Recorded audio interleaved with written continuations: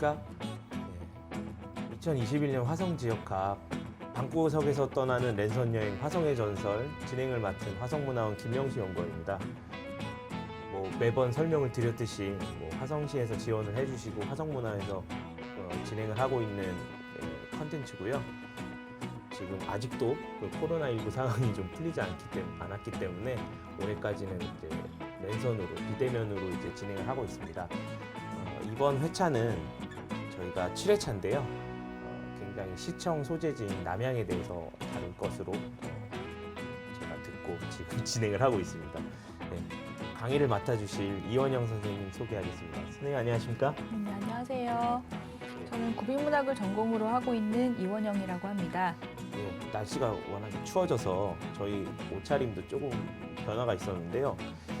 이 남양이라는 곳이 좀 도호부가 있었기도 하고 굉장히 또 지금도 또 그 도호부의 명성을 되찾으려는 것 마냥 그 시가 지금 시 소재면이 있잖아요. 시청이 있는 곳이기 때문에 또 인구도 많고 남양 쪽에 또 토박이 분들도 많아서 관심이 많을 것으로 생각됩니다. 대표적인 지역 홍시인 남양 홍시도 이 남양을 기반으로 한 성씨거든요. 그래서 이 남양이 역사도 깊으니까 더 많은 이야기도 있을 것 같은데 화성의 전설 남양편은 어떻게 진행이 될까요? 네, 저희 준비된 자료를 한번 보시면요. 네, 남양의 전설은 흉년을 예고하는 남양도부의 관아 용지에 귀달린 뱀이라는 자료를 좀 대표적으로 내세워 봤습니다. 드래곤이 나오는 건가요? 네, 귀달린 뱀이라고 해서 예. 네, 일종의 용인데요. 지역민들 분께서는 귀달린 뱀이라고 특이한 이름을 붙여서 이렇게 부르고 계시는 건데 꼭 이 이야기뿐만 아니라 이 남양 지역에는 많은 이야기가 또 전해지고 또 많이 채록도 되어 있어가지고 오늘은 좀 많이 풍성한 이야기들을 전달해 드릴 수 있겠습니다. 역사적으로도 굉장히 도호부가 있었던 곳이니까 좀 중요성이 많을 거라고 생각하고 재미있는 이야기들이 많을 것이라고 생각이 돼서 기대가 많이 됩니다. 네, 오늘 자료가 많으니까 빨리 넘어가 보도록 예, 하겠습니다. 네, 남양 지역의 어제와 오늘 편을 먼저 보시면요. 남양 지역은 이전에 저희가 수업했을 때 동쪽은 이제 수원군에 많이 속해 있었던 지역들이었는데 남양 지역은 남양 도부의 대표적인 지역이라고 할 수 있겠습니다. 조선시대에는 남양 도호부였고요. 음덕리면, 화척지면, 둔지곤면, 그리고 인천도호부 이포면 일부가 조선시대 때 이제 행정구역으로 그 남양 도호부가 됐었고요. 1413년 이제 찾아보니까 이제 태종이 이제 조선 초기에 남양 도호부로 승격을 했다고 합니다. 그리고 1895년에는 인천부로 들어가서 남양군이 잠시 되었다가요. 다시 1896년에 경기도 남양군이 되었다고 합니다.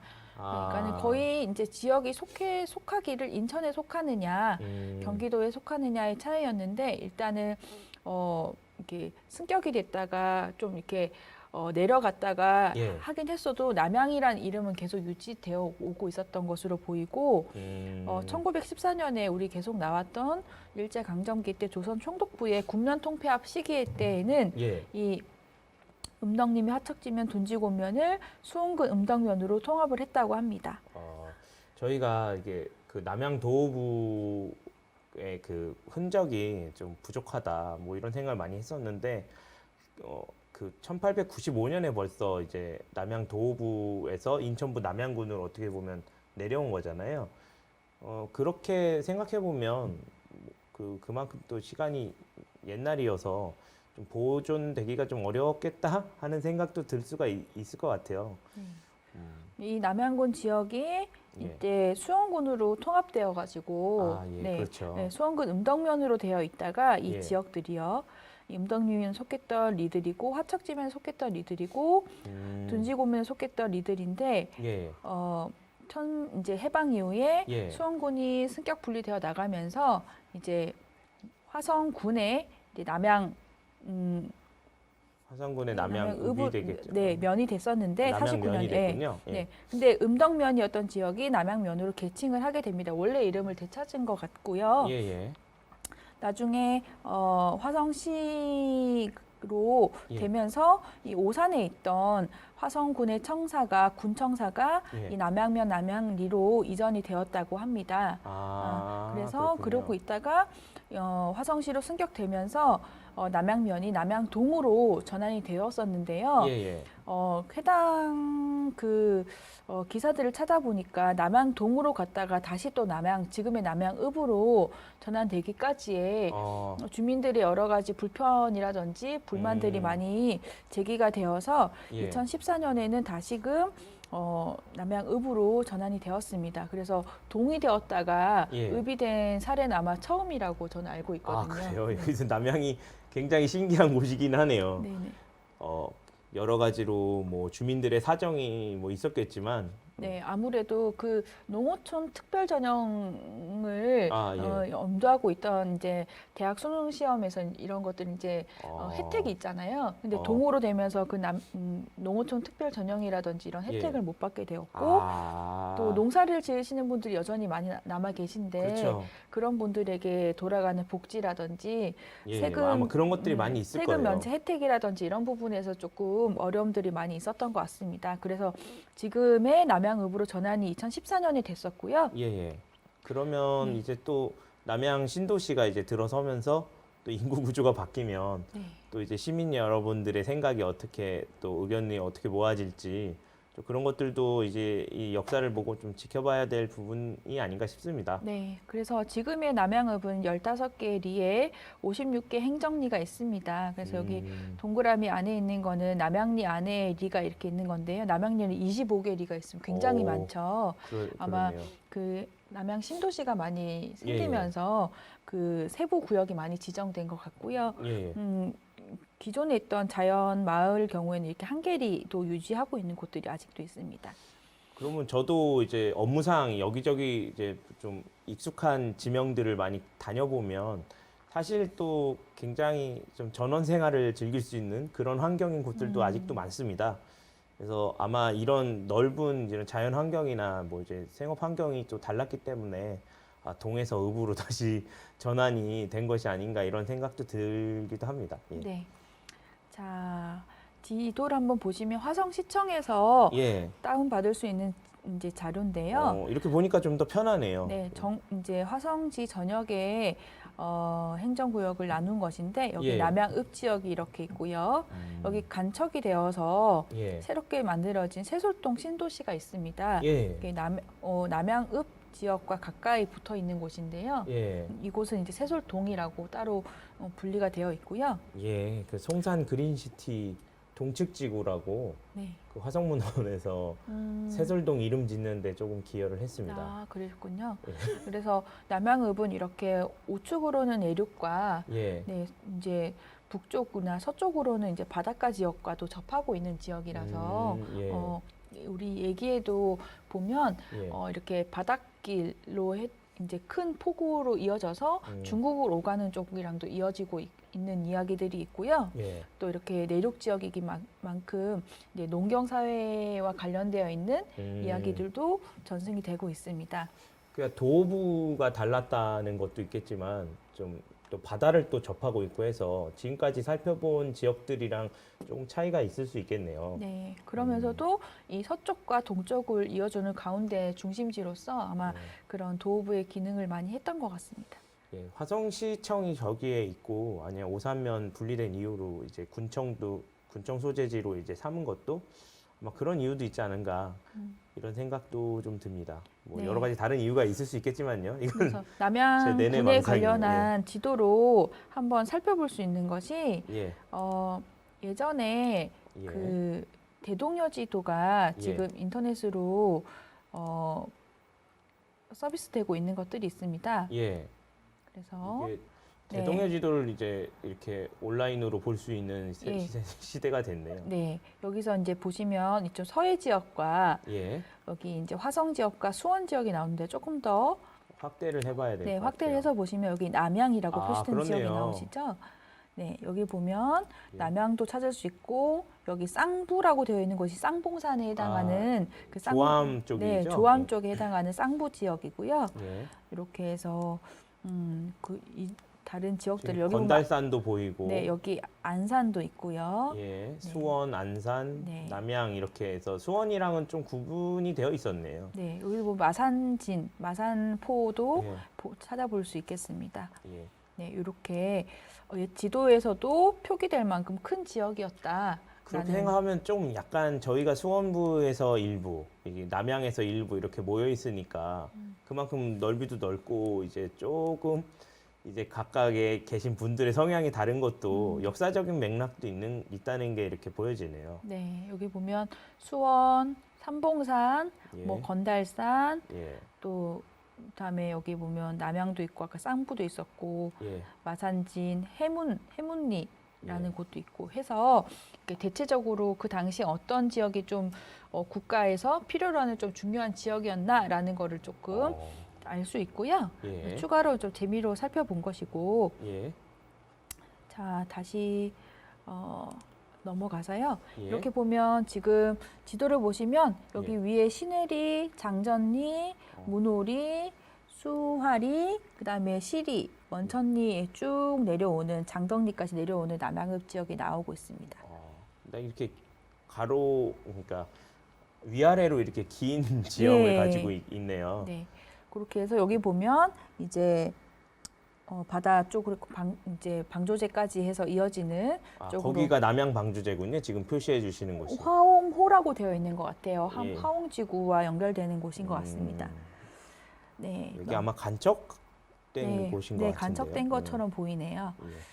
자, 남양읍의 과거와 현재 사진 예. 화성문화원에서 주신 자료로 넣어봤는데 한번 예, 설명해 화성시 주시죠. 포토갤러리에서 가져왔습니다. 저희가 2000년도에 이게 군청에서 이렇게 읍 소재지를 이렇게 바라보면서 찍은 사진이랑 지금 이거는 2021년도 그러니까 가장 올해 최근의 8월 자료네요. 정도에 찍은 사진인데요. 그 우측에 그러니까 정확하게 이렇게 각도를 비교할 수는 없겠지만 좀 듬성듬성하게 뭔가 있던 곳이 점점 이렇게 아파트도 많아지고 좀 많이 변화하고 있는 곳이다. 그래서 네. 남양도 화성에서 신도시들이 들어선다고 하면 봉담이나 남양이나 뭐 동탄 뭐 이런 식으로 향남 이렇게 세 개를 잡고 동탄은 또 이제 또 따로 이렇게 구분하고 있는 그런 것들이 있는 것 같아요. 저도 한 5년 정도 여기서 이게 지내다 보니까 계속 굉장히 빠르게 변하고 있는 네, 지역 중에 지금도 하나입니다. 분양하고 있는 아파트들이 꽤 많이 있는 것 같고요. 예, 예. 이렇게 이제 남양 지역은 과거에도 굉장히 이 화성에서 중요한 예. 중심지였고 지금도 꽤 많은 시민들께서 살고 계시는 예. 중심지 시청 소재지로서 예.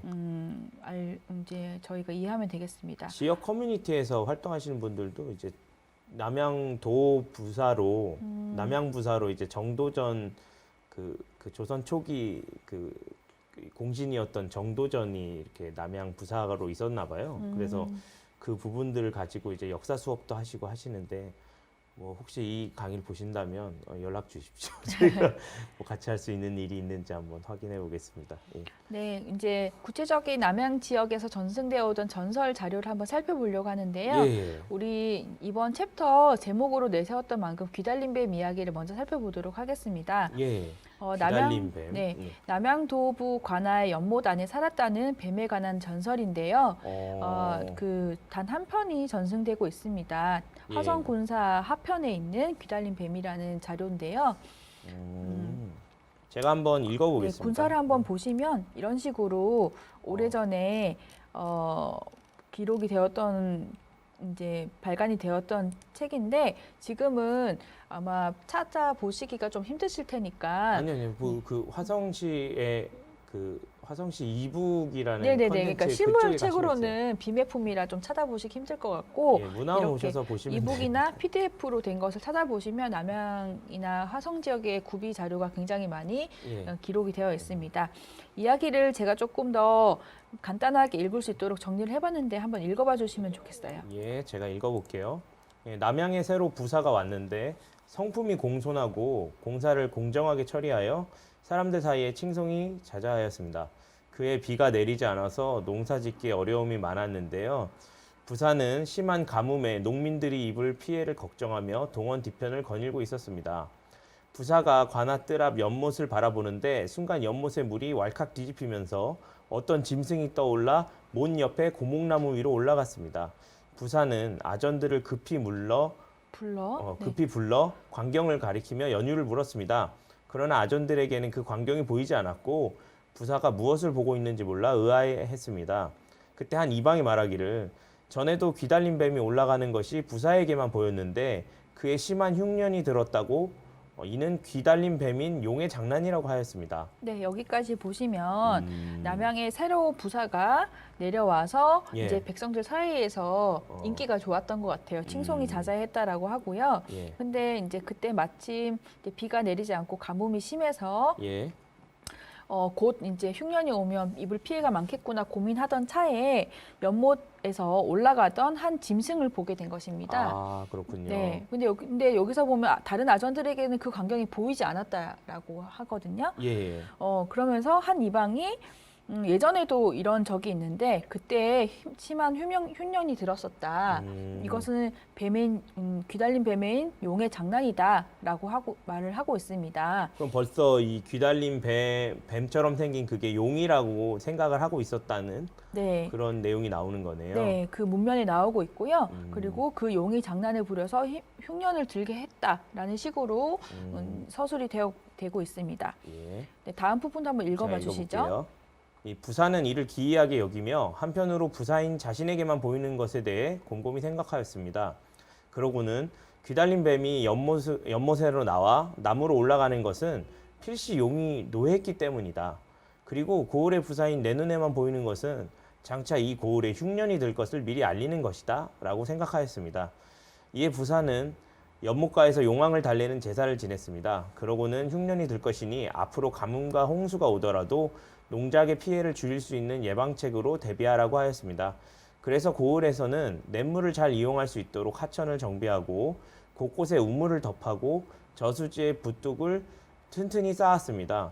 그해 가을이 되자 부사의 예고대로 풍작이 좋지 않았지만 호구지책을 위해 미리 대작을 하여 방비한 덕분으로 큰 흉년을 면할 수 있었습니다. 이렇듯 남양부사가 흉년을 대비하여 선정을 베풀었다는 소식이 조정에까지 알려졌고 이듬해는 승진하여 남양을 떠나게 되었습니다. 네, 여기까지 보시면 이 부사가 그 귀달린 뱀이 나온 그 광경, 자기가 본 광경을 이제 허투루게 보지 않고 아주 흉년을 미리 알려주는 것이다라고 생각을 하고 이 예방책으로 지역민들에게 대비를 하라고 지시한 결과로 결국에 이제 이 흉년을 크게 면할 수 있었다라는 얘기입니다. 근데 이제 결과적으로 보면 이 선정을 베풀었다는 소식이 조정에까지 알려지면서 이렇게 좋은 부사가 결국에 조정 한양으로 승진에 되어서 올라가게 되었다. 결국 뺏기는 거네요. 네, 그래서 이 문면에 보시면 그 지역민들이 이제 안 데려갔으면 좋겠다고 막 탄원을 넣기도 했는데 결국에 올라간 걸로 나옵니다. 사실은 이제 기록에서 이렇게 어떤 부사가 선정을 베풀어서 지역민이 막 가지 말라고 할 정도로 인기가 있거나 또 인정을 받기가 쉬운 일이 아니잖아요. 그렇겠죠. 네, 그만큼 이제 이 부사가 이 귀달린 뱀이 주는 그 예고를 잘 받아들인 것이라 할 수 있는데 여기서 이야기가 끝이는 게 아니라 또 부연되는 부분이 있습니다. 제가 한번 더 읽어볼게요. 가장 최근의 일인데요. 한번 보시죠. 이후 시간이 흘러서 일제 강점기 시대의 일입니다. 1898년에 개교한 남양초등학교는 본래 남양시가지 한복판에 자리하고 있었습니다. 이 시가지 발전을 위해 1938년경에 학교 실습지였던 현재 위치로 이전을 했는데 이때 옛 동원 연못이 메워져 학교 운동장의 일부가 되었습니다. 그런데 그 후로부터 남양초등학교 운동회 날은 비가 내리기 시작했습니다.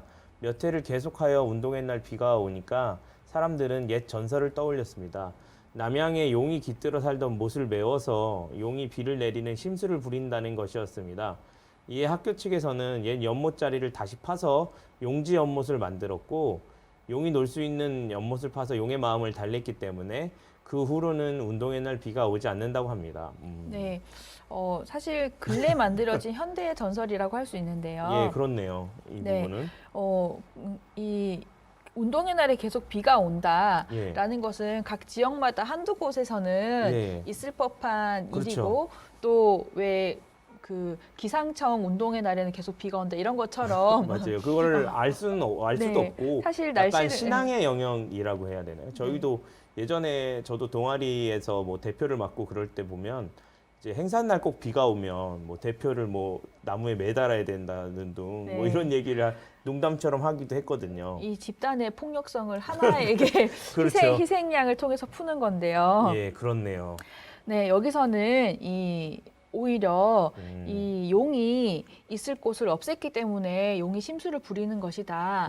용에게 다시 그 못을 돌려주자라는 이제 지역의 여론이 있었던 것 같고요. 사실 뭐 행정적인 일 때문에 그렇게 됐을지 몰라도 그렇죠. 그런 식으로 이제 이야기와 결부가 돼서 이 연못을 만들었더니 비가 오지 않는다라는 것과 연결이 되었다라는 것이죠. 그러니까 현 시대의 일을 가지고 그러니까 비교적 현대 일을 가지고 이 옛날 이야기에 현실성을 부여한다. 뭐 이렇게 해석을 해봐도 되는 건가요? 네, 그리고 기후의 변화와 예. 이 용의 그 감정적인 심리 변화의 차이를 이렇게 그렇군요. 네, 결부시키고 있는 게 참 재미있다 생각이 네. 들었습니다. 네, 요거 굉장히 특이하네요. 네. 다른 학교는 무슨 세종대왕이 책을 넘긴다든지 네, 그쵸. 뭐 이런 식의 얘기들이 네, 많잖아요. 남양초등학교의 전설은 이렇게 남양초등학교 전설은 좀 더 귀달린 고급스럽습니다. 뱀 또는 용과 관련되어 있는 이야기라고 할 수 있겠습니다. 네, 다음 자료 한번 또 보시면요. 네. 이 귀달린 뱀 이제 기타로도 남양 애기능이나 오원군 효자와 벼락바위, 북양리 노인의 충절, 복림상 봉혈 같은 이야기가 이제 기타 전설로서 제가 꼽아봤습니다. 예. 네, 요 자료들은 제가 이번에 그 디지털 항토문화대전, 예. 네, 화성시 문화대전을 하면서 원고를 이제 집필을 한 것인데요. 예. 아쉽게도 이 귀달린 뱀은 그 원고에 속해 있지가 않아서 네, 나중에 이제 더 추가적으로 넣을 수 있으면 좋겠다 생각이 들었습니다. 네, 이 자료들은 이제 구비문학대계와 군사 시사에서 가져온 것들이고요. 문면을 한번 먼저 살펴보겠습니다. 남양 애기능은 총 2편의 이야기가 있는데요. 1과 2로 제가 구분을 해뒀으니까 구분해 가시면서 한번 내용을 살펴보겠습니다. 예, 한번 남양 애기능 1번 유형을 한번 읽어볼게요. 지술이 뛰어난 한 전라도 사람이 부자가 되고 싶고 자손도 잘 되게 하기 위해서 좋은 묘자리를 찾아 전라도와 경상도를 죄다 돌며 찾았는데 쓸만한 자리가 없었습니다. 위로 계속 올라오다가 경기도 남양에 이르러 애기능 자리가 금계포란형, 지금 많이 나오네요. 네. 금계포란형의 명당 자리임을 알게 되었고요. 애기능 자리에 묘를 쓰기 위해서 다시 천리길을 걸어 고향으로 내려가 아버지 산소를 파헤쳐 시신의 목을 잘라 괴짝에 담아가지고서는 다시 밤낮 없이 남양으로 올라왔습니다. 애기능 근처 능고개 밑에 당도하였더니 이미 다른 사람들이 애기능 자리에 장례를 치르고 있었습니다. 이제 낯선 사람의 출입을 금하는 것이었습니다. 애기능 자리를 포기하고 근처 산을 돌다 그저 밥은 굶지 않을 만한 몇 자리를 발견하여 아버지 시신의 머리를 묻었습니다. 반드시 땅임자가 있는데 남의 몇 자리인지 모르고 괜히 쫓으며 고생을 한 것입니다. 네, 요렇게 이제 전승되는 애기능 자료가 하나가 있고요. 이 두 번째 자료에서는 그 애기능을 먼저 선점한 주인공이 누군지가 나옵니다. 한번 읽어보시죠. 제가 한번 볼게요. 세종대왕의 후궁 신빈 김씨의 묘역이 화성시 남양리에 있습니다. 이게 화성시청 앞에 있는 거죠. 네, 옆에. 네. 바로 옆에. 조선시대 왕실의 무덤 중 능은 임금이나 임금의 정실 부인인 중전, 즉 왕비의 무덤을 가르치는 지칭입니다. 이로 보면 후궁인 신빈 김씨의 무덤은 능에 해당되지 않는데 지역에서는 애기능이라고 불렀습니다. 지역에서는 신빈 김씨의 후손인 김씨와 이씨가 함께 시향을 모시고 공동 제사를 지냈습니다. 신빈 김씨 묘역 뒤쪽 무봉산 줄기 다른 편자락에는 복림사가 자리합니다. 복림사는 본래 용주사의 말사인데 신빈 김씨의 묘를 위하는 절이라고 전해집니다. 네, 여기 보면 그렇군요. 그 애기능에 묻힌 사람이 세종대왕의 후궁이었던 그리고 굉장히 총애받았던 신빈 김씨다라고 하고 있고 이거 이 얘기를 좀 자세히 해주면 좋아할 만한 분을 한 분 알고 있는데 열심히 해주십시오. 저보다 더 잘 알고 계실 것 같은데 왠지 그분이 더 잘 알고 있지만 자기가 얘기하기보다는 다른 사람이 얘기해 주기를 바라실 것 같아요. 아무래도 세종대왕의 후공이니만큼 자식들은 다 이 씨겠죠. 그렇겠네요. 네, 그렇기 때문에 이 씨와 또 신빈 김 씨의 친정에 해당하는 김 씨가 같이 시향을 모시고 공동 제사를 지내고 있다고 하고요. 그렇군요. 이 능이 애기능이다. 네, 원래는 그냥 묘역으로만 되어 있습니다. 예. 지금 그렇죠. 지역 맞아요. 문화재로 등록이 되어 있는데요. 예. 신빈 김 씨 묘역이라고 하지만 그 지역에서는 애기능이라고 해서 이게 능으로 높여 올려 이제 불러줬다는 것입니다. 전번에도 배웠지만 이렇게 애기능이라고 부르는 것만으로 이제 그 혹시 누가 시차를 나와서 이렇게 능이라고 불러주니까 기분 좋다 이런 사람이 있을 수도 있겠네요. 네, 약간 아부성으로. 네, 구태안 지역에 이게 한참 전이긴 하지만요. 네, 사도세자, 네. 사도세자에 이제 그때는 원이었는데요. 원을 뒤주대왕의 애기능이다 이렇게 불러주는 걸 통해 가지고 우리 아버님 돌아가신 아버님을 왕이라 그러고 또 그 묘를 능으로 올려붙이는구나 해가지고 이제 그 지역의 민들에게 이게 보온을 많이 했잖아요. 그런 것처럼 요 지역도 아마 그 지역에 이제 묻힌 신빈 김 씨를 좋게 생각하신 것 같아요. 그렇군요. 이런 이야기가 하나가 있고요. 그래서 이제 이거는 뭐 특별하게 서사가 이렇게 있다기보다 아니네요. 두 이야기가 합쳐져야 진짜 이야기가 되는 거라고 생각하시는 거군요. 네, 그래서 앞에 이야기를 보시면 이 자리가 그냥 자리가 아니라 굉장히 금괴포랑의 명당이다라고 했더니 그 자리를 미리 알고서 낯선 사람이 출입을 금하고 이미 장례를 치르고 있었다라는 것이죠.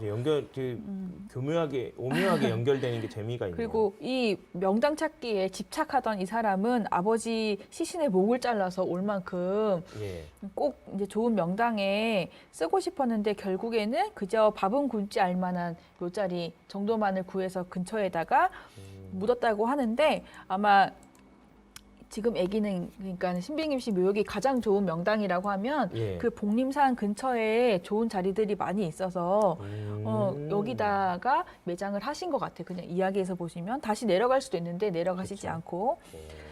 네, 이런 이야기가 있었고요. 두 번째는 오원군 효자와 벼락바위라고 이름을 붙여봤습니다. 효자의 도시입니다. 네, 효자 이야기가 있는데 요거는 좀 기존에 우리가 봤던 뭐 호랑이가 지켜주거나 또 호랑이를 때려잡거나 했던 그런 이야기는 또 결이 다른 이야기라서 좀 재밌는데 한번 읽어보시죠. 제가 한번 읽어보겠습니다. 임진왜란 때 선조의 파천을 모시고 3등 공신이 된 오원군이 있습니다. 임진왜란 당시에 오원군은 선조를 따라 떠났고 오원군의 아들은 어머니를 모시고 남양으로 피난을 내려왔습니다. 난리통에 내려온 피난살이로 인해 먼저 살고 있던 송 씨와 윤 씨네 집에 품을 팔아 어머니를 모셨습니다. 그런데 6, 7월 장마철이 되자 일거리가 없어져서 어머니 봉양이 힘들어졌습니다. 품삯이 없어 4, 5일을 넘게 굶고 있는데 갑자기 개 한 마리가 와서 먹을 것을 개원했습니다. 토한 것을 보니 보리쌀이었습니다. 오원군의 아들은 여러 날 굶고 계신 어머니께 보리쌀을 잘 씻어서 끓여드렸습니다. 그리고서는 일을 하러 마을에 논으로 나갔는데 갑자기 벼락이 쳤습니다. 벼락이 멈추지 않고 계속 내리치자 한 노인이 나서서 죄 지은 사람에게 벼락불이 떨어지는 것 같으니 죄인은 논두렁으로 나오시오. 죄인 때문에 다른 사람도 벼락을 맞아 다치겠소. 이렇게 얘기를 하였습니다. 네, 얘기해 보시면 어떠신가요? 이거는 희생양을 찾는 것 같은 느낌이네요. 저는 이야기 처음 봤을 때 조금 자극적이었어요. 개가 토한 것을 그렇네요. 그 부분도 사실 자극적이네요. 제 생각을 보통 해보니까. 생각하는 그 범위를 벗어나는 개도 못 먹는 걸 이렇게 부모님께 드린 게 되는 거잖아요. 네. 그리고 보통은 이제 병구안을 하려고 약재를 구하거나 이런 얘기들이 있었잖아요. 그렇죠. 여기는 어머니께 너무 오랫동안 굶고 계셔서 이거라도 드려야 되겠다 해서 이거를 잘 씻어서 끓여드렸다고 했는데 여기서 저희에게 드는 의문이 있는 것 같아요. 이거는 과연 효인가 불효인가? 그런 지점이 있네요, 진짜로. 네. 그래서 어머니를 계속 굶게 놔두는 것은 불효잖아요. 근데 또 효를 하고자 정말 먹을 것이 없어서 보리쌀이라도 개가 토한 보리쌀이라도 씻어서 드렸는데 자기 나름으로는 효라고 생각하고 했는데 다른 사람의 눈으로 볼 때는 아니 저렇게 더러운 거를 이렇게 생각을 하면 그게 또 불효라고 볼 수도 있잖아요. 그럴 수 있겠네요. 이런 이제 아마 이 오원군의 아들 내부에서도 여러 가지의 이런 심리적인 갈등이 있었을 것 같습니다. 그렇네요. 고민이 이런 고민의 선을 이제 이제 맥락을 유지하고 다음 장면 한번 보시겠습니다. 예, 제가 네. 예, 읽어볼게요. 이에 오원군의 아들이 개가 개어낸 더러운 투사물로 어머니를 봉양한 것이 죄가 되어 나에게 벼락이 치는구나 이렇게 생각하고 논두렁으로 나섰습니다. 그랬더니 벼락이 아들의 몸을 휘감아 안더니 한 바위에 내려놓고 막 내려치기 시작했습니다. 한참 벼락이 내린 후에 동네 사람들은 벼락을 맞고 죽었을 거라 생각하며 장사를 지내주고자 하였는데 오원군 아들이 죽지 않고 멍하니 있었습니다. 사람들이 온몸을 주무르자 오원군 아들이 정신이 깨어났는데 그 곁에 보물이 놓여 있었습니다. 이에 오원군의 아들은 보물을 팔아 땅을 사고 그 마을에서 계속 살아갔습니다. 그때 오원군 아들에게 벼락이 내리친 바위를 벼락바위라고 부릅니다. 네, 이게 이렇게 보시면 하늘에서 이렇게 감동해서 뭔가를 내려준 거네요. 네, 그래서 아마 우리가 이렇게 효에는 절대적인 잣대가 없잖아요. 기준이 없잖아요. 그 자기 형편대로 예. 잘 봉양하고자 하는 그 마음이 중요한 것이지. 형식보다는 마음이 중요하다. 네, 이런 얘기를 그런 해주는 얘기가 거네요. 주제가 아닐까. 물론 많이 가지고 있으면 예. 가장 좋은 곳으로 대접하는 게 가장 좋겠지만 개가 개어낸 더러운 토사물이라고 하는 것은 세상의 잣대일 것이고요. 그렇죠. 하지만 스스로가 어머니께 봉양한 것은 정말 먹을 것이 없을 때 이거라도 깨끗이 씻어 드리고자 한 그 마음이 이제 진정한 효행에 해당될 것 같습니다. 그래서 예. 처음에 이 아들도 심리적으로 그런 이제 자가 겸렬이 좀 있었겠죠. 그렇죠. 이런 거 드려도 되나 싶었는데 그 마음 때문에 자기가 잘못한 것이구나라고 생각해서 이제 벼락을 맞았을 때는 다들 죽었을 거라 생각을 했다는 거죠. 근데 계속 벼락이 쳤는데 나중에 봤더니 그 보물, 하늘이 내려준 벼락을 통해 내려준 보물이 있었다라는 것입니다. 야, 그럼 이거는 굉장히 전하고자 하는 메시지가 분명하네요. 이거는. 네. 그래서 이런 효, 뭐 열, 또 충 이런 이제 지배적인 어떤 이데올로기에 대해서 예. 판단하는 것에 대해서 효와 불효, 열과 불열, 이제 그렇죠. 충과 불충 이런 것에 대해서 상대적인 기준에 대한 이야기들이 많이 전해지고 있습니다. 예. 그래서 효불효설화라든지 열불열설화라든지 이런 것들이 전해지고 있거든요. 그런 것들이 많은가 봐요. 근데 예를 들면 효나 뭐 나중에 얘기를 하시려고 하신 거면 그렇게 넘겨주세요. 효나 열이나 뭐 이런 충이나 이런 것들이 그 조선 시대에는 뭐 상복을 몇 년 입는 거 뭐 이런 거 가지고 막 서로 막 드자비를 하고 왕이 바뀌고 뭐 이런 굉장히 그런 형식을 중요하게 여기는 그런 시대였는데 이 지금 이런 그 형식을 생각하지 말라는 이런 이야기가 이게 통용될 수 있었을까요? 뭐 형식을 생각하지 마라까지는 아닌 것 같고요. 진정한 어떤 것에는 정답이 없다. 진정한 효나 진정한 뭐 충이나 열에는 예.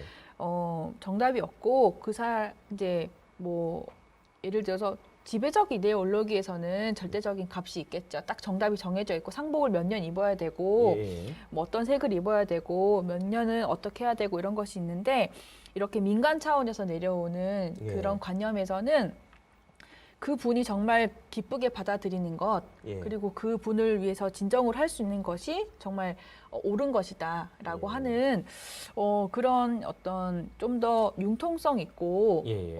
그런 관념들이 이런 얘기에 좀 관련이 되어 있는 것 같아요. 여기서도 보면 예. 오원군 아들이 이 결국에는 하늘로부터 보훈을 받게 되잖아요. 예. 그럼 하늘은 그것을 효행으로 인정을 해줬다는 그렇죠. 것이잖아요. 그러면 뭐 보통 사람들이 볼 때에는 불효자라고 보일지라도 스스로도 내가 예. 불효를 했나라고 고민이 되거나 혼란을 느낄지라도 예. 하늘은 정답을 내려줬다는 것입니다. 그래서 약간 이런 걸 보면서 예.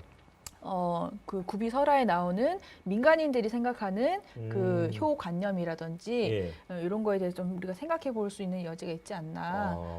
우리가 너무 물질 만능주의 시대에 살다 보면 예. 결국에는 이제 수단이 목적을 좀 더 그렇죠. 앞서 나가면서 오히려 그렇죠. 그거를 좀 편하게 의탁하기도 하죠. 사실 네. 그 정도의 마음가짐이 준비가 되어 있지 않지만 그걸로 가릴 수 있는 수단이 되기도 네. 하고 편리하게 자기 마음의 좀 부족함을 가릴 수 있는 그런 도구가 되기도 하고요. 네, 그래서 작은 선물이라도 예. 좀 보잘것없고 소소하더라도 진정한 이 마음이 함께 있는 것이 더 중요하다라는 것이 이제 이야기에서 이제 주제로 전해주고 있는 게 아닌가라는 얘기를 한번 생각해 보았습니다. 예, 오늘 또 네, 재밌는 얘기. 네, 두 번째 얘기도 재밌는데요. 네, 제가 한번 다시 북양리 읽어볼게요. 논의 충절이라는 제목으로 지어봤습니다. 네. 예, 마산포에 상륙한 청나라 군대가 한성에 진입해서 홍선대원군을 납치한 뒤에 다시 마산포로 돌아오는 길이었습니다.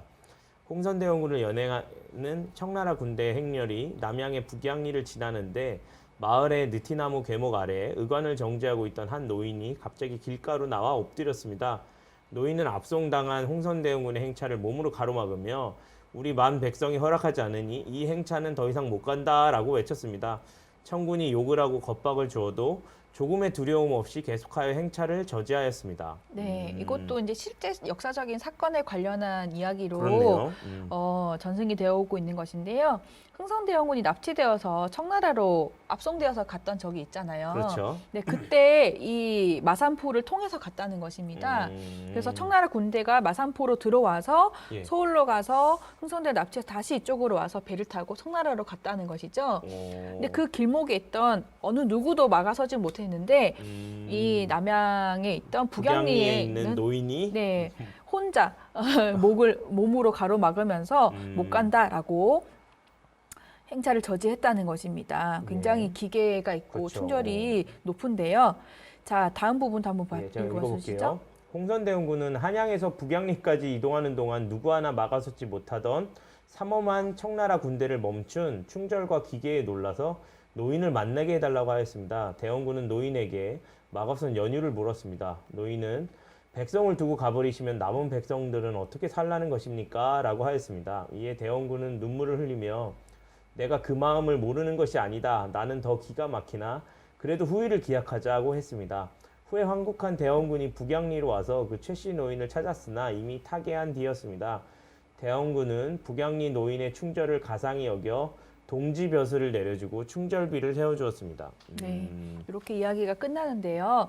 제가 이 북양리 주변에 혹시 충절비가 있을지 찾아봤는데 찾기가 굉장히 어렵더라고요. 이 부분에 대해서 역사적으로 증명하고 싶어 하시는 분들이 굉장히 많으셨어요. 저희도 이 얘기를 하시는 거였구나. 지금 다시 한번 환기가 되는데요. 너무 굉장히 좀 어떻게 보면 사실적으로 잘 쓰여진 이야기다. 이렇게 평가될 수도 있을 것 같습니다. 만일에 이렇게 기계에 있는 충절을 가지신 노인분이 계셨더라면 예. 굉장히 지역에서는 대표로 삼고 싶은 이야기였을 텐데 그리고 그 동지벼슬을 내려주고 충절비까지 내려주셨더라면 아마 잘 보존하셨을 것 같은데 그렇죠. 없다 전승이 안 되고 있다고 해서 혹시 6.25 한국전쟁 때 이럴 때 파괴가 됐을까 이런 생각까지도 해봤는데요. 예. 요에 관련된 어떤 전승물을 대해서 알고 계신다면 그렇죠.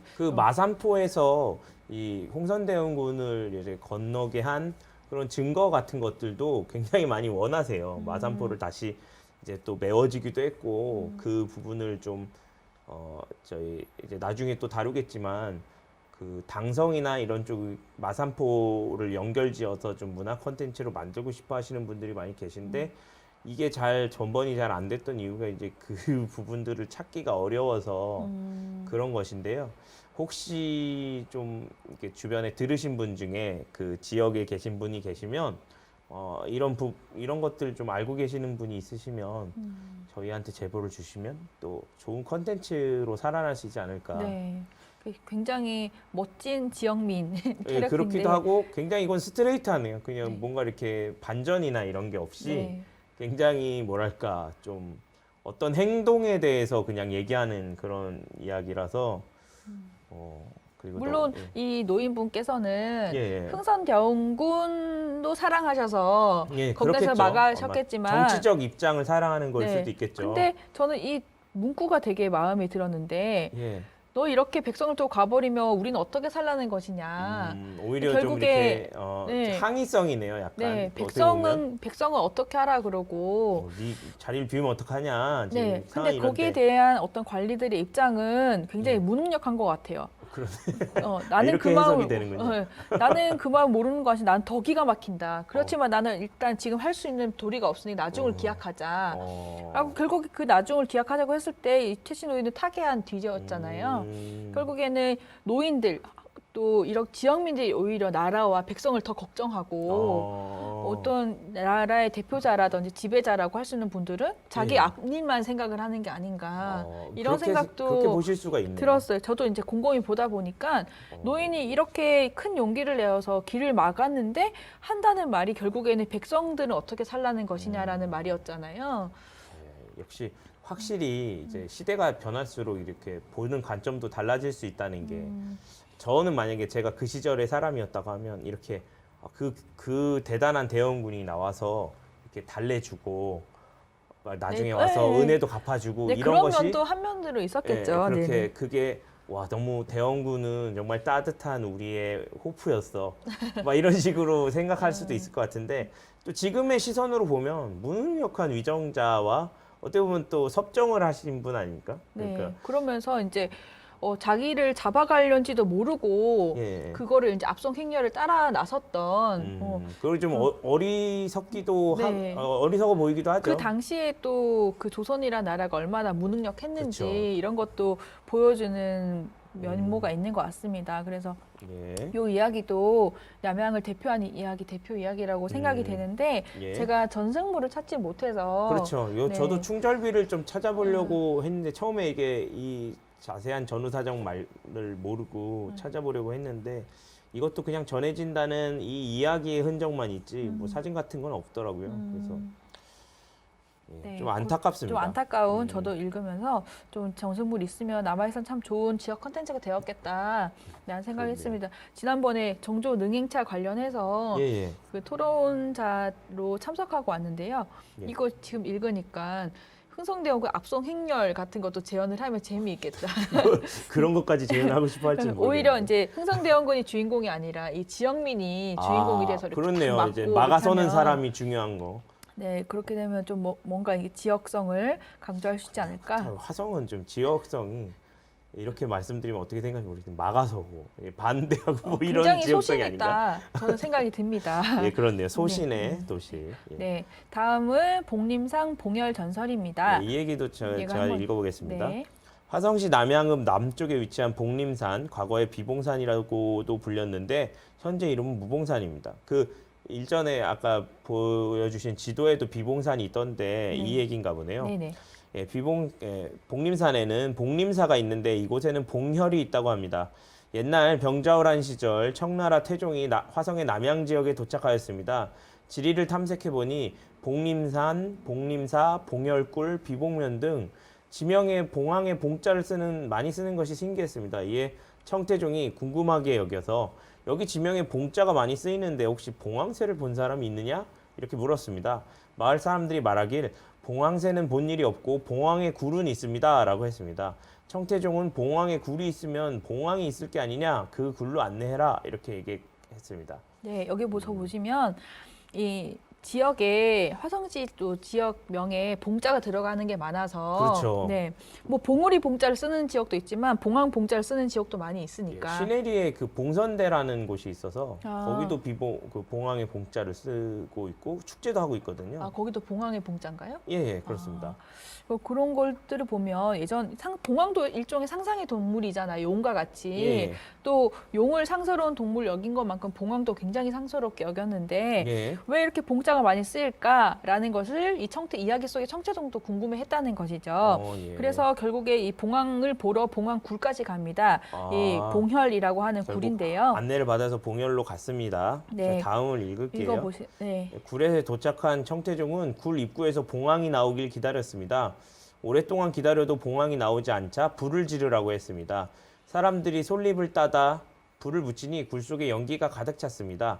청태종은 연기가 가득한 굴 속에 머리를 들이밀며 안에서 무엇이 나오는지 보려고 했습니다. 그 순간 굴 속에서 나온 무언가가 청태종 왼쪽 눈을 차고 나가 사라졌습니다. 청태종의 눈이 하나 없다고 하는데 화성의 남양에서 봉황을 보려다가 잃게 된 것입니다. 결국 청태종은 남양에서 눈만 잃고 봉황새는 보지도 못하고 돌아갔습니다. 네, 이렇게 보면 무언가가 나와서 예. 이 청태종의 눈을 차고 나가서 사라졌고 결국에 그것 때문에 눈을 잃었다라는 것인데요. 사실 이 이야기 때문에 저도 찾아보니까 청태종은 눈을 잃은 적이 없다고 합니다. 그래서 청태종이 누르하치 아닌가요? 뒤에 가면서 다시 얘기를 할 텐데 뒤에 부분일 텐데 다른 그 우리 당태종 경우의 이야기. 예, 맞아요. 그 도구려에서 네. 그런 그 눈을 잃는 적이 있잖아요. 예. 그런 것과 관련해서 아마 이야기를 하시면서 좀 이렇게 와전하신 게 아닌가. 혹은 이제 전설이라는 것 특징이 역사적인 거, 역사성을 굉장히 강조하는 특징이 있거든요. 예. 그러니까는 이 우리 지역에는 봉혈이 있고 거기서는 봉황이 나왔어라는 걸 강조하고 싶은데 그것과 관련한 역사성을 가져오려다 보니까 예. 이런 것에서 가져온 것은 아닌가라는 생각을 해봅니다. 이거는 이제 뒷부분에서 유형별 특징에서 살펴볼 거니까 좀 빨리 넘어가도록 하겠습니다. 예, 그렇게 넘어가죠. 네, 그래서 남양 지역 전설의 현장을 한번 살펴보시면요. 예. 남양 초등학교 용지라고 하는 관안의 연못, 지금은 이제 초등학교 내 부지로 들어가 있는데요. 예. 이 용지를 한번 살펴보시면 저희가 이 이렇게 사진을 남양초등학교 용지 부분이 있는데 이쪽 안쪽에 연못이 있다고 합니다. 제가 가본 적이 없어가지고 정확히는 모르는데요. 예.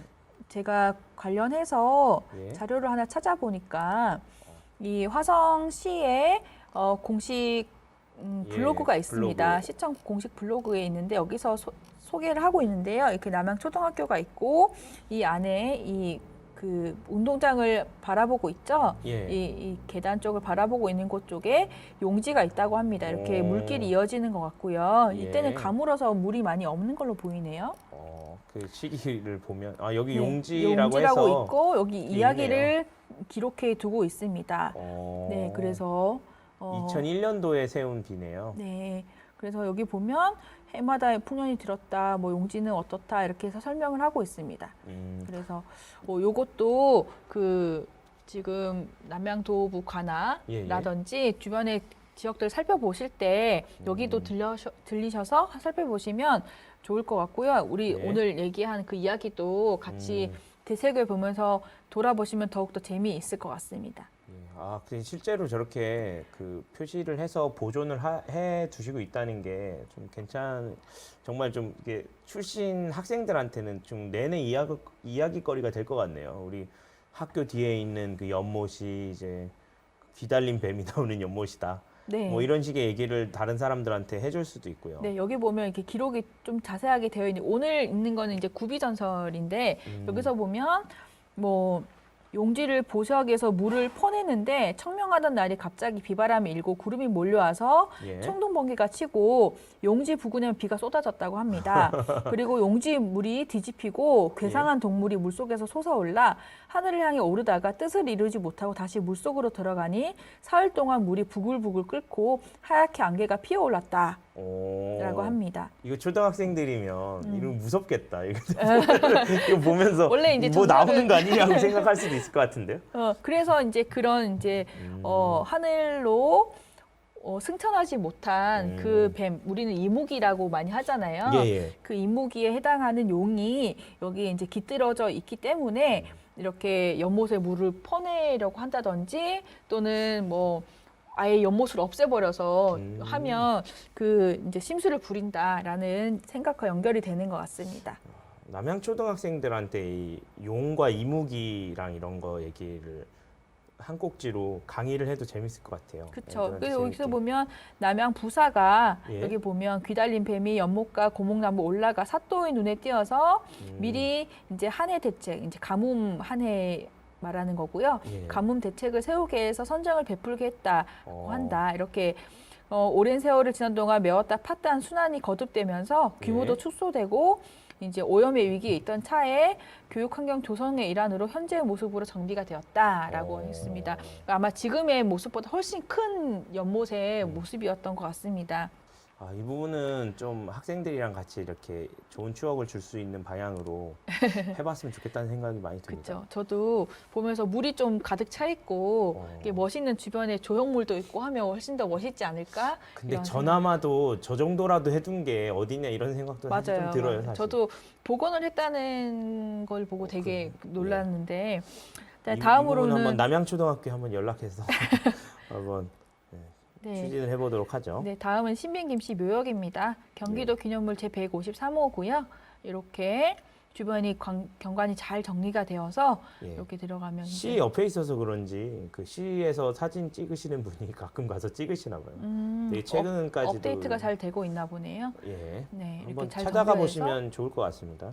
네, 이렇게 묘역이 잘 정비가 되어 있고 다음으로는 북양이 충절비와 벼락바에는 위치를 제가 가늠할 수가 없는데요. 아, 이건 복림산이랑 요거는 복림산. 이제 예, 아까 말씀드렸던 신빈김씨 묘역 건너편 쪽에 예. 다른 자락 쪽에 자리 잡은 복림사 절입니다. 그래서 복림산의 좌우 쪽으로 좌우 왼쪽은 신빈김씨 묘역이, 오른쪽은 복림사가 이렇게 자리 잡고 있다고 볼 수 있겠습니다. 아, 지금 잠시 드릴 말씀이 있는데 그 산악 모터 바이크? 하여간 산악 바이크 같은 거 타셔가지고 자꾸 묘역 뒤가 망가지고 그랬던 적이 있어서 제가 한번 민원 넣은 적이 있거든요.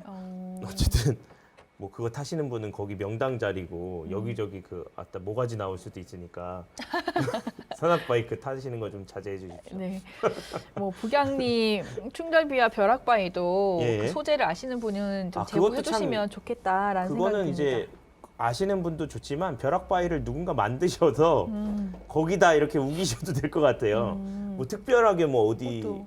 그리고 오원군이라는 분이 연관이 되어 있으니까 그쪽 어디에서 뭔가 이렇게 잘 컨셉을 잡으시면 재밌을 것 같습니다. 그 뒷부분에 지금 설명이 나올 텐데 그 이야기를 보고 듣고 같이 하시죠. 보시면 더 감동적인 이야기가 될 수 있을 것 같습니다. 제가 이제 유형별 특징으로 보자면요. 귀달린 뱀에는 아까 얘기했듯이 용 또는 이무기가 나온다는 것이 가장 큰 특징이겠네요. 예, 맞습니다. 그렇죠. 사람들이 좋아할 것 같아요. 용이 나오는 얘기가 있었나 그동안? 화성에는 별로 없는 것 같은데. 네, 보통은 이제 용왕제나 용왕굿 이렇게 용신 신앙의 대상으로 해서 물을 관장한다, 바다를 관장한다 이렇게 상상을 해서 이제 제사를 지내거나 굿을 하거나 하는 것은 많이 있는데 이렇게 이야기 속에서 실질적으로 사람들과 어떤 관계를 맺고 비를 내리건 하는 얘기가 화성 지역에 많이 없었거든요. 그렇고 그런데 그런데 이제 이번에 이런 얘기가 나와서 좀 반갑게 읽었습니다. 주요 모티프는 귀달린 뱀이라고 부르는 동물이 연못에서 나와서 나무로 올라가는 것을 본 지역 관장이 흉년을 대비했다는 것입니다. 귀달린 뱀은 설화 속에서 흔히 이묵이나 용으로 등장한 신령스러운 뱀을 가리킵니다. 신령스러우려면 다른 지역에서도 귀달린 뱀이라는 표현이 있기도 한가요? 네, 있어요. 귀달린 뱀이라는 것 자체가 아주 오래 묵어서 이렇게 귀가 솟아난 것처럼 생겼다든지 머리에 또는 뿔이 달렸다든지 뿔 달린 뱀, 귀 달린 뱀 뭐 이런 식으로 뿔이 귀처럼 보였을 수도 있겠네요. 용의 사슴 뿔을 많이 붙이잖아요. 그렇게 해서 이제 귀 달린 뱀, 뿔 달린 뱀 이런 것들이 있는데요. 또 용은 상상의 동물로서 아까 얘기했듯이 용신 신앙에 의해서 수신, 물을 관장한다, 해신, 뭐 바다를 관장한다, 동신, 마을을 관장한다. 여러 성격을 지닙니다. 용신은 비를 내리는 것을 관장하면서 풍어, 바닷가에선 풍어고요. 뭐 농촌에선 풍년이고요. 또 이제 항해하시는 분의 무사, 사고, 안전을 담당하기도 했습니다. 그래서 어촌과 농촌사에서는 매우 중요하게 여겨져 온 신격입니다. 산촌 마을에서 호랑이 상신이 이제 중요했던 것처럼 어촌과 농촌에서는 그리고 물과 관련된 곳에서는 이 용신이 굉장히 중요했습니다. 사해 바다는 물론이고 마을의 우물이나 샘을 용신의 거주처로 다 간주를 하고 용왕굿 또는 용신제를 지냈습니다. 용 전설에서는 용못, 용소라고 하죠. 용소 또 용우물, 용정이라고 하는데요. 여기에 용이 사람에게 도움을 받고 또 이에 대한 보응으로 비를 내려줘서 황무지가 옥토가 된다든지 또는 이제 뭐 물길을 터져가지고 큰 벌판이 된다든지 이런 얘기들이 있습니다. 근데 우리 이제 남양의 이야기에서는 이 용이 이제 귀달린 뱀이 이 관아 사또에게 보이잖아요. 현현을 하는데 이것이 가뭄과 흉년 예고로 연결이 된다는 것입니다. 보통은 이 용이 비를 내려준다라는 어떤 그런 얘기가 모티프가 나오는 설화가 많이 있는데요. 여기서는 이제 심술을 부리는 것으로 이제 연결시키고 있다라는 거죠. 비가 안 오게.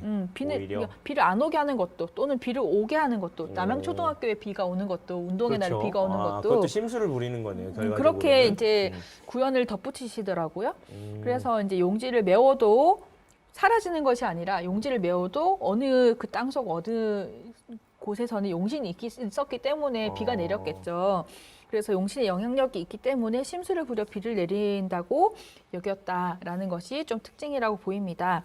그리고 또 이제 부사의 눈에만 보인다든지 뭐 이런 것들도 좀 특이한 것 같습니다. 네. 그리고 여기 그 남양부사가 칭송을 자자하게 받을 만한 인물이라고 느껴지는 것은 저 용이 심술을 부리는 거 나쁜 용 내가 없애버려야지 이렇게 생각하는 부사도 있어요. 다른 지역에. 그래서 오히려 해를 다시 입는다든지 하는 경우도 있는데요. 그렇군요. 여기 남양 부사는 오히려 나에게 미리 예고를 해주는구나. 나만 보이는 것은 나에게 뭔가를 알려주려는 것이야.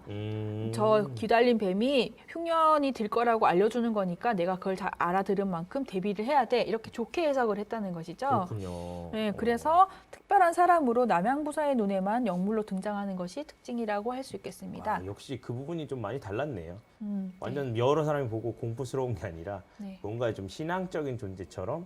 근데 이렇게. 보통은 이제 용 전설에서 이 용이 승천할 때는 많은 사람이 보지 않고 사람이 많이 없을 시간, 무렵, 뭐 새벽이라든지 밤이라든지 해가 막 떠오를 때라든지 이럴 때 올라가는데 그때 뭐 빨래를 하러 나온 아낙네라든지 뭐 놀고 있던 아이들한테 눈에 띄어서 그때 뭐 용이다라고 하면 용이 되는 것이고 뱀이다 하면 승천이 불가능해지는 결국 사람이 불러야 이렇게 사람이 인정해야 되는 그런 상황이네요. 그래서 이 용이 뱀이 용이 되기 위해서는 몇천 년 동안의 수련도 필요하지만 특징적인 것은 사람을 통한 어떤 인정도 필요하다라는 것이 이제 우리 사람들이 만들어낸 이야기의 특징이라고 보겠습니다. 그 이방이 귀달린 뱀이라고 하지 말고 귀달린 용이라고 했으면 얘기가 더 멋있었을까요? 오히려 저는 이제 아전과 이방 같은 분들이 이건 심술을 부리는 거예요라고 얘기를 했을지라도 이 남양 부사는 이거는 그냥 심술이 아니라 뭔가 이유가 있을 것이고 분노가 일어난 이유가 있을 것이고 그래서 이걸 잘 달래줘야 돼 해서 아까 보니까 그 제사도 지내줬잖아요. 네, 그래서 그냥 심술이 아니라 잘 달래줘야 되는 대상이야. 이렇게 공경하게 생각을 했고 또 한편으로는 미리 이전에 이제 사례들을 봤을 때 흉년이 예고되는 것만큼 우리가 잘 대비하면 된다라고 생각을 하는 것도 어떤 한쪽에다가 책임을 다 전가해서 쟤 때문에 흉년이 들었어라고 생각하기보다는 그 덕분에 흉년을 좀 대비할 수 있다라고 생각하는 것도 오히려 더 성숙한 사고가 아닌가 그렇네요. 생각이 듭니다. 굉장히 재밌었습니다. 네, 그래서 이 귀달린 뱀 또는 용 전설 관련해서 참고하시는 자료들을 보면 전국에서 다양한 자료로 전승이 됩니다. 저도 이 관련해서 논문을 썼었는데요.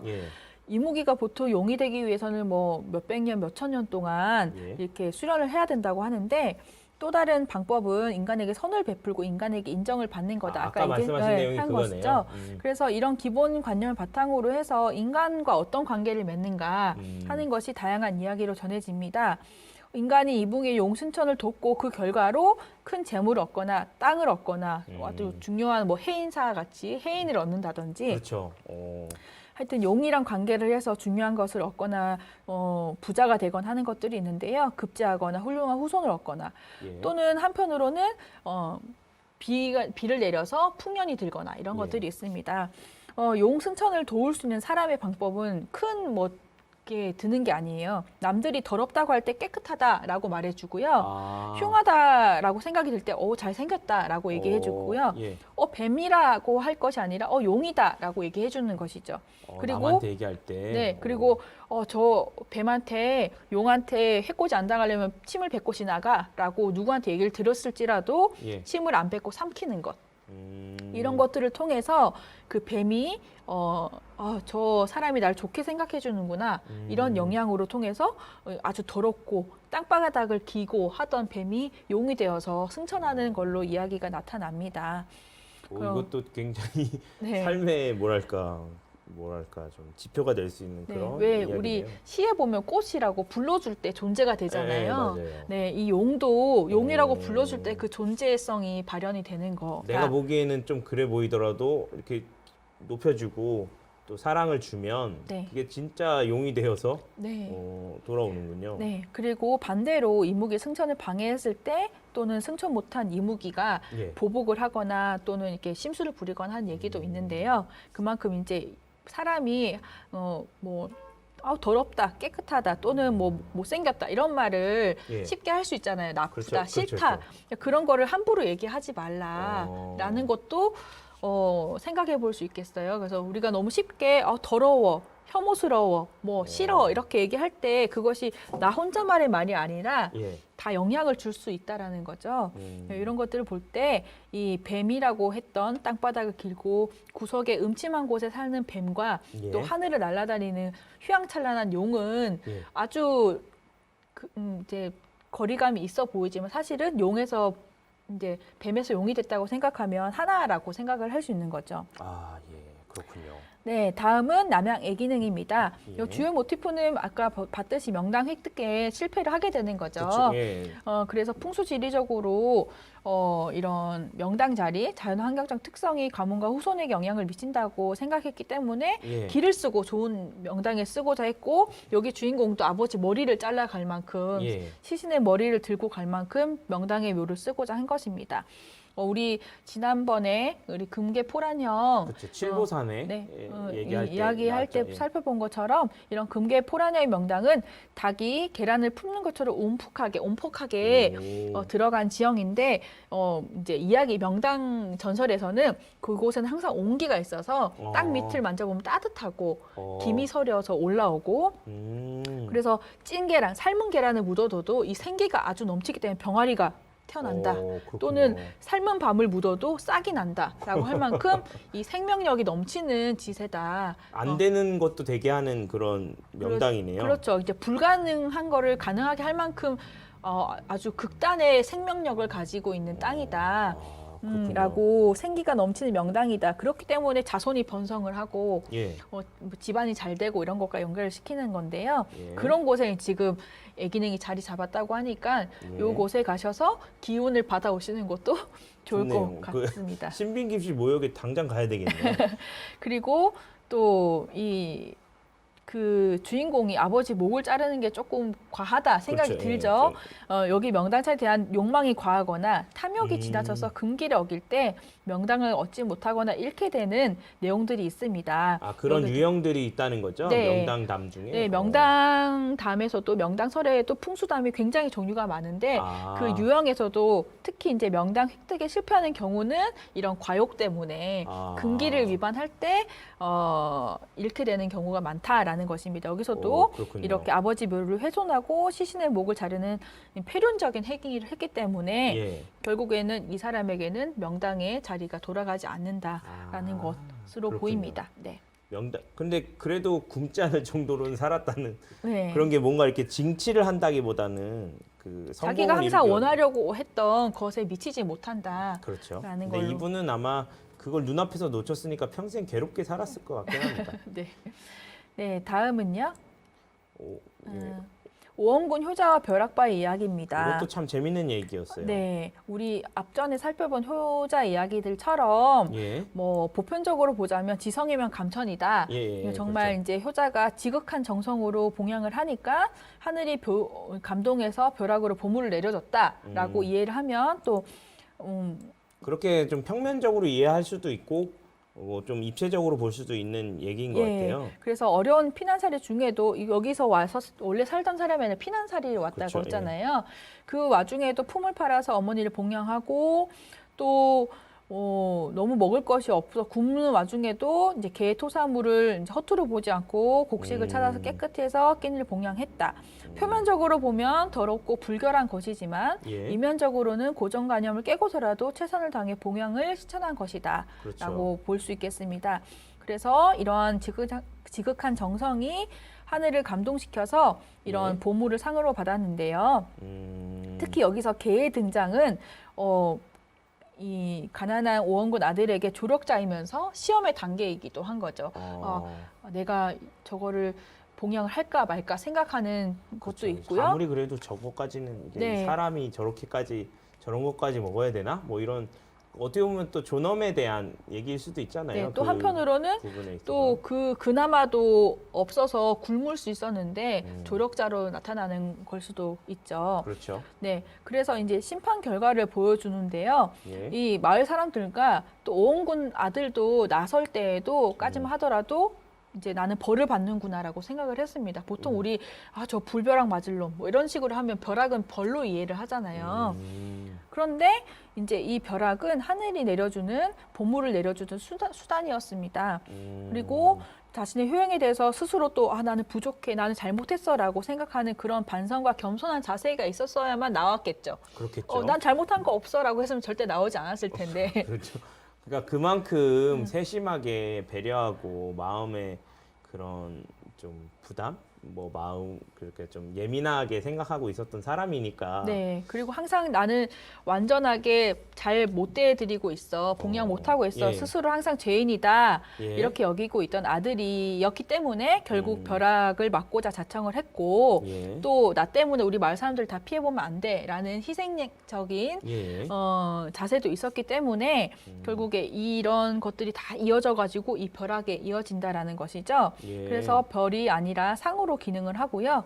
이렇게 여기서 보면 뒷부분에서 참고로 보시면 제가 이 오원군이 실존 인물일까 싶어 찾아봤어요.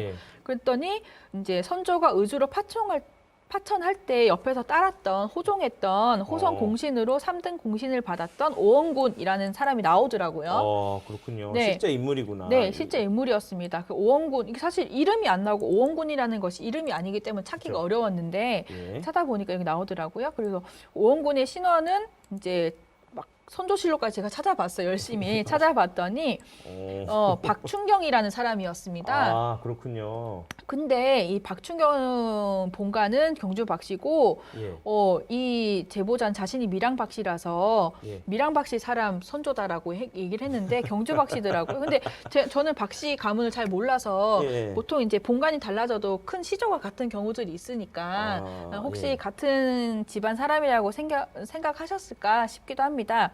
근데 오원군 13세조라고 하면서 얘기를 하셨고요. 자기 집안의 얘기라고. 근데 제가 받았을 때 이제 재밌게 이 부분인데요. 재밌게 생각 부분이 박춘경이 내시였어요. 호종한 그렇네요. 호성 공신이지만 이제 내시니까 끝까지 따라다니신 거죠. 그런데 어떻게 오원군이 아들이 있을 수 있을까? 라는 생각을 하게 될 수 있죠. 이거 괜히 파면 안 되는 걸 판 것 같은 느낌도 드는데. 아닙니다. 그런 게 아니고요.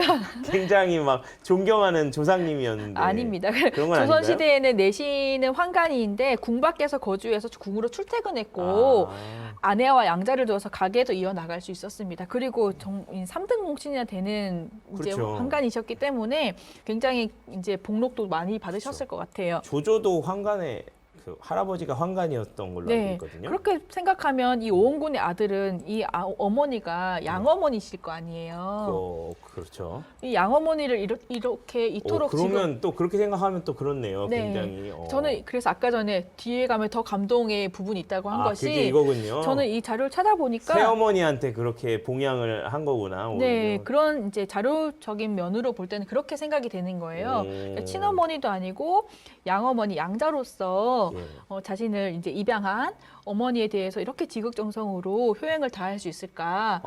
그렇게 또 이 자료와 이 이야기를 연결시키다 보니까 더욱 그 효행의 정도가 감동이 오는 지점이 있었어요. 그렇군요. 이거 굉장히 재미있는 얘기네요. 점점 더 재밌네요. 이건 파면 팔수록 더 재미있는 이야기다. 그래서 이제 특히나 민담이나 신화랑은 또 다르게 전설은 이렇게 실제 실존 인물이라든지 역사적인 사건이라든지 사회적인 배경이라든지 이런 것과 연관이 많이 되어 있어서 같이 이렇게 해석을 할 때 훨씬 더 이야기 내용이 풍성해지는 부분들이 많이 있습니다. 네, 다음은 이제 화성이 마산포에 상륙한 청나라 군대 이야기였는데요. 예.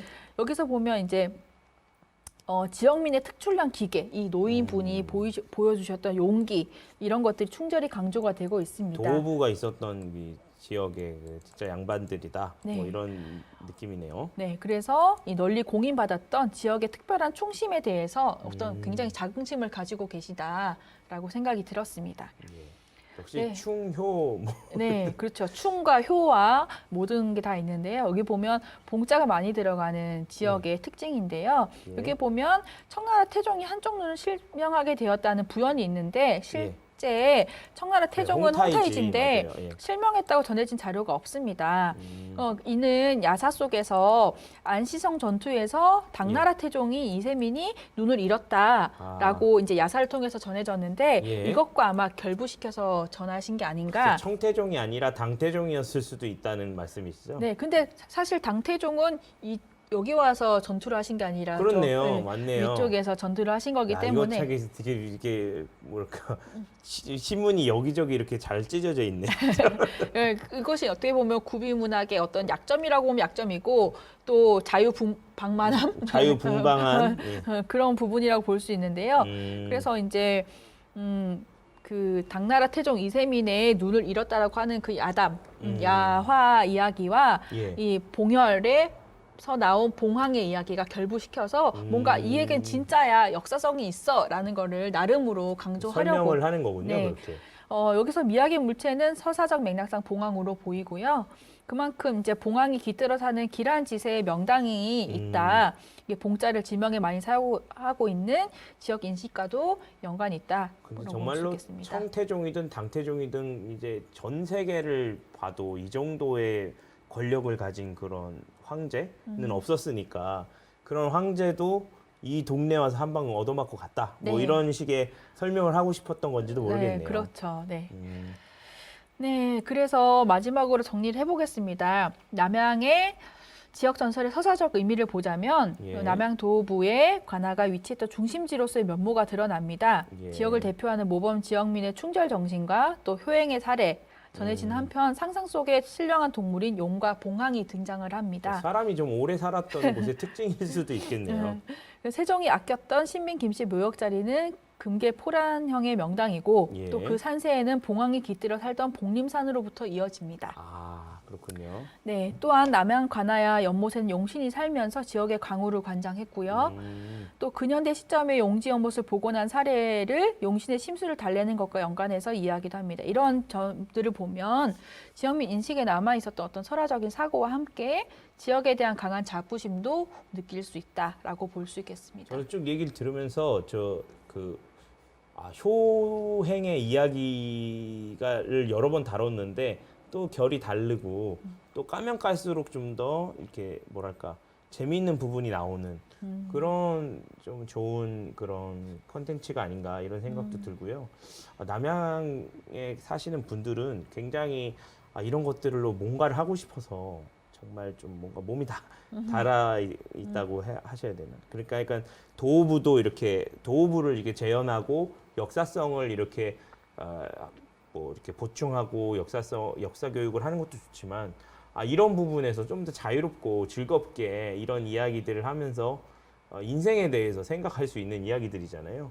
충과 효나 풍수와 같은 경우도 사실 뭐 지금 시기가 시기인 만큼 이제 뭐 정치적인 얘기를 하려는 건 아닌데 많은 분들이 또 이렇게 미래에 대한 불안함으로 뭐 이렇게 전통 종교인 무속이나 이런 것들에 관심을 가지고 풍수에 신경을 쓰고 있다는 것들을 다들 알고 있으니까 이런 부분들도 좀 관심사로 이야기하면서 다양한 이야기를 할 수 있는 그런 좋은 컨텐츠가 있는 지역이 아닌가 남양이. 네, 저도 아까 그 지도를 보시면 그냥 이제 남양읍이다 했을 때는 그 지역이 눈에 잘 들어오지도 않고 입력이 잘 안 됐는데 예. 이 지역쯤이 그 흥선대원군이 잡혀 나갔다는 마산포구나 예. 이쪽 지역이 벼락바위가 있었다라는 그 동네구나 또는 여기가 충절비가 있었다라고 하는 부양리구나 이런 식으로 신빈 김씨 묘역은 여기 있고 뭐 복림사는 여기 있고 복림사는 여기 있고 이렇게 생각하면서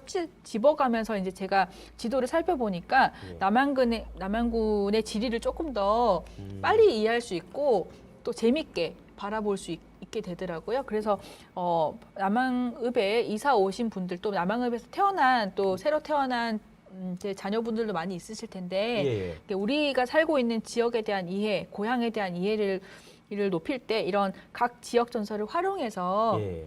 한번 탐방도 해보시고 얘기를 다시 되새겨서 살펴보시면 지역을 잘 이해할 수 있지 않을까라는 생각이 듭니다. 예. 정말로 좀 즐거운 이렇게 랜선 여행이 네. 됐었던 것 같습니다. 특히 또 이 역사가 깊은 곳이라서 그런지 다양한 유형의 전설들이 있어서 또 배우는 것도 다양했고 이런 저런 또 즐거운 시간이 아니었나 이런 생각이 들고요. 네. 저희는 그러면 이제 다음 주가 아니죠. 그러니까 저희는 이제 다음 시간에 월요일, 수요일에 업데이트가 되고 있으니까 다음 시간에 뵙는 것으로 하고 이 정도에서 인사를 드리도록 하겠습니다. 다음 시간에 뵙겠습니다. 감사합니다. 네, 감사합니다.